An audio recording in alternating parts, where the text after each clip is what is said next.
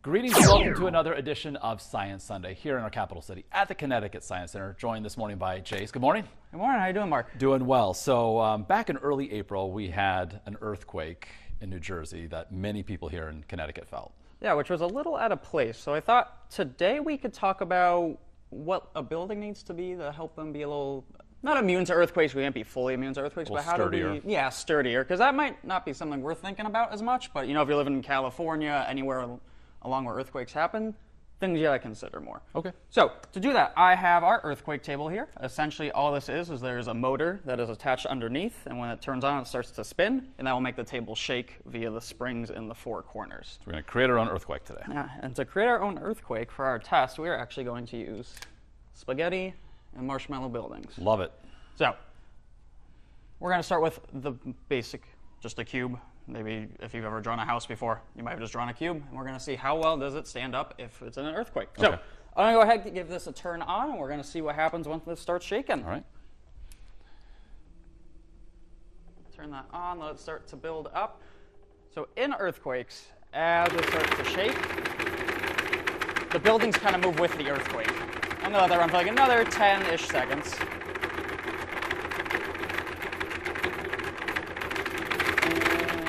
Stop. And while it did okay standing up, we can see it kind of started to lean this way. Yeah. So It's not how it started. yeah, ideally, this is my house. I wouldn't want my house to be leaning at all after the worst of an earthquake. So in order to make them a little more immune, a little bit stronger, we use some different shapes to help reinforce them. So I'm going to take us to our next building here. Coming down to geometry, more or less. Yeah, geometry shapes. We do love a good shape when we're designing for earthquakes. So this one is just a pyramid. Now, a shape that we can use a lot of time is a triangle. A triangle has good structure, so this is just 4 big triangles. So we're going to go ahead and give this one a test now. Okay, sounds good. Let's get the earthquake shaking.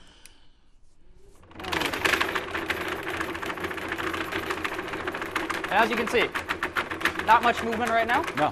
It's holding pretty still, and then when I turn it off,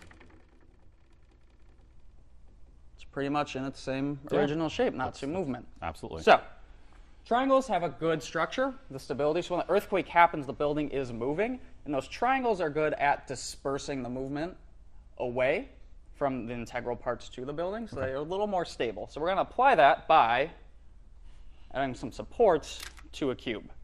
Now we have made 4 triangles in each side there. Okay. So each face of the cube now has 4 triangles. So I'm going to go ahead and take this one off. Fortunately, it'll get a little destroyed. That's okay. It's already had some damage. Yeah, we just sent it on out. And now we'll go ahead and tape this down. And we'll see how a square does with some triangle reinforcements now in an earthquake. Oh, awesome. Thank you. Yep. So we'll go ahead and do our last test now. All right.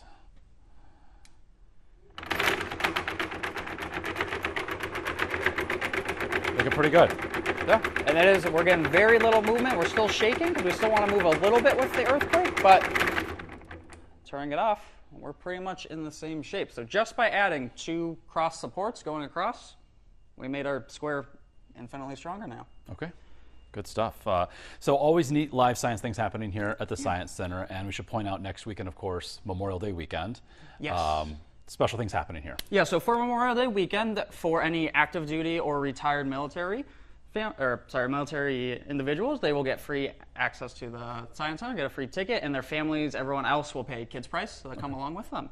All right, we should point out open Saturday and Sunday, but closed on Memorial Day Monday. Yes, we'll be closed for that Monday. All right, Chase, thank you so much. And of course, we'll see you for another edition of Science Sunday next weekend.